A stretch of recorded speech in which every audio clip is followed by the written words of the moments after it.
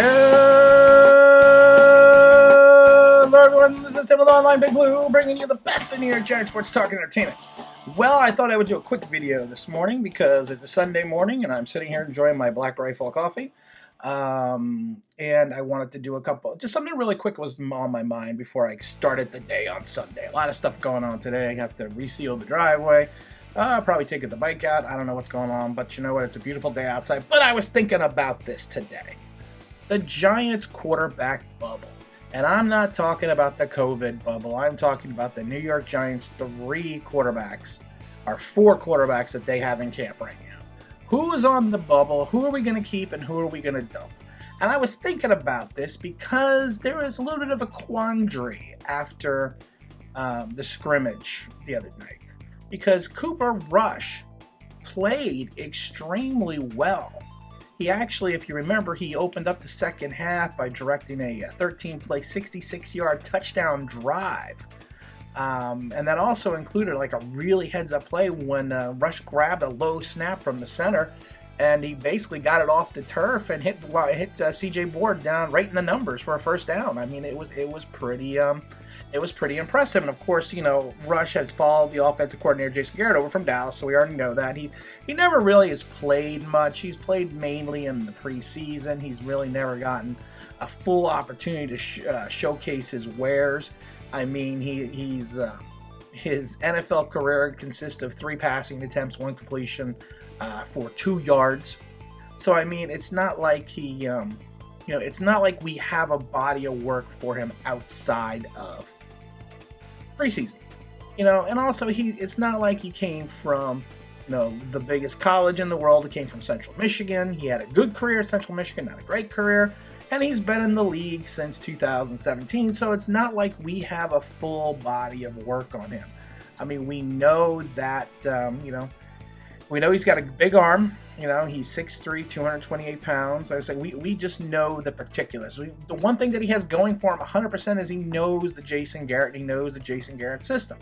So the question would be, would we keep him over Colt McCoy and only go with 2 quarterbacks? I'm only bringing this up because of the fact that we do have an abundance of offensive linemen, and Tyler Haycraft is really making a bid for this team. Does Joe Judge, with the issues that we're having on the offensive line, stick and keep an extra offensive lineman or 2, or even in the reference to the defensive backs, is he going to hold on to an extra defensive back or 2 because of the issues that we're having? Like I said, keeping guys healthy and out of jail in the defensive backfield. Now, of course, Cooper Rush's competition is Colt McCoy. Shockingly, Colt McCoy has been in the league for what seems like forever. He's been in the league since 2010. He's been in the league for 10 years. I laugh because, and I've told this story a bazillion times, I was actually at Colt McCoy's pro day at Texas. I would happen to be in the area and I got an invite, so I went. And you know what? He was monumentally impressive coming out of the draft. He was, coming out, of his pro day. Everyone thought huge things from him. Did he have a career? No, he went to Cleveland. And I laugh because you go to Cleveland, in some ways that's detrimental to your career. I mean, in 2011 was his longest starting sample, and that was 13 games where he threw for 2,700 yards, 14 touchdowns, 11 interceptions. And then he kind of fell off the map. I mean, he basically, since 2011, he has started, 7 games. So he's been a backup. He had an opportunity to start in 18 for a little bit for 2 games with Washington, but then he got hurt. So he is a career backup. He's a career guy that he's a backup. He's a professional.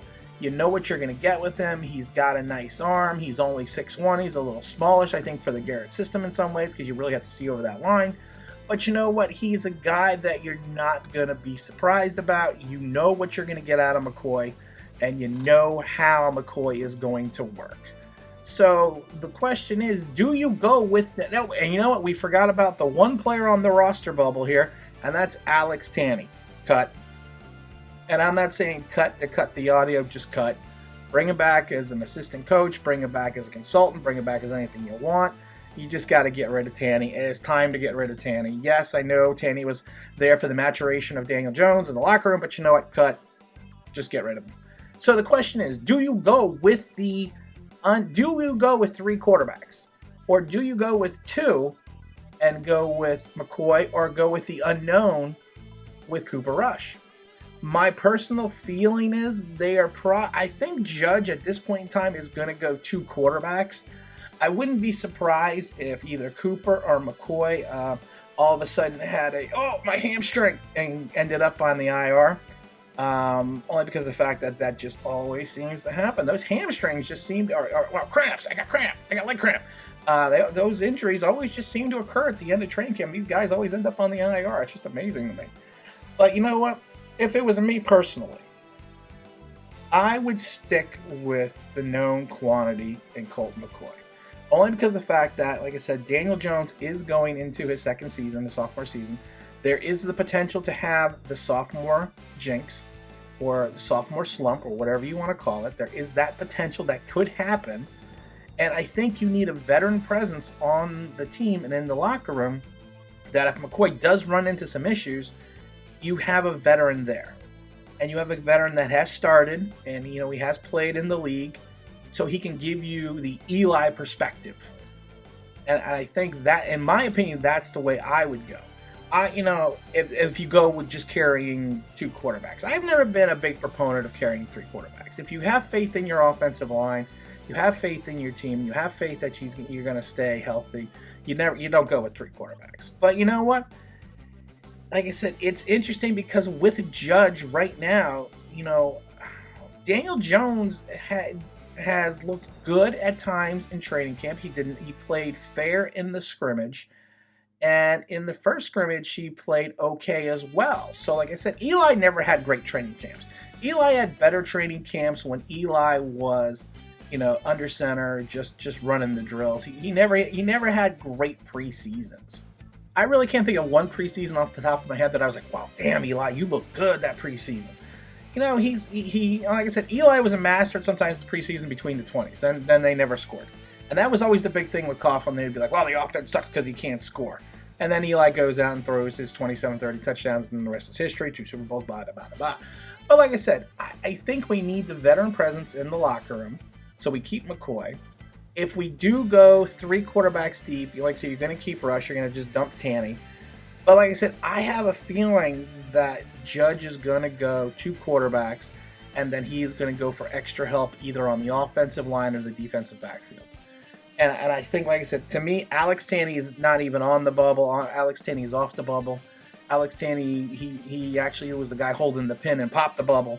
But like I said, if it was me, I would go, of course, Jones, McCoy, and then I would IR Cooper Rush with the obligatory, I hurt my shoulder. But like I said, what do I think the Judge is going to do? You know what? Judge has been, he's been a quandary wrapped in a riddle at times because of the fact that Javion Leak, I never thought we were going to dump Javion Leak this early. He looked good. He's evidently looked good in camp. He's got the explosive. He's got the speed. He can return kicks.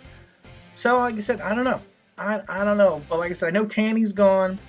In my mind, though, it'll just be Jones and McCoy. But you never know. Like I said, it's interesting because with Garrett in the OC chair, he may want to have Cooper Rush on the sidelines calling in the plays because of the fact that he does have familiarity with the complexity of the Garrett system. So you know what? Maybe they keep all 3, maybe they keep 2. But like I said, if it was me, I would keep McCoy and Jones, IR Rush, and just to be on the safe side, because like I said, Cooper Rush is not this known commodity that everyone is after and that everyone's going to go after. I don't think you can sign him to the practice squad. I don't think you can. I have to check that out. I have to look into that. But we have to just wait and see. And like I said, it's fun just to speculate. We'll do a couple other videos and we'll call them On the Roster Bubble. And we'll kind of go from there. And if you want, send us an email at onlinebigblue@gmail.com. We'd love to hear from everyone. Or you can follow us on Twitter at onlinebigblue1. And of course, that is on Twitter. And again, this is Tim with Online Big Blue, bringing you the best of New York Giants sports talk and entertainment. And as always, if you could subscribe, if you could ring that bell, I think you know what that means. That'd be awesome.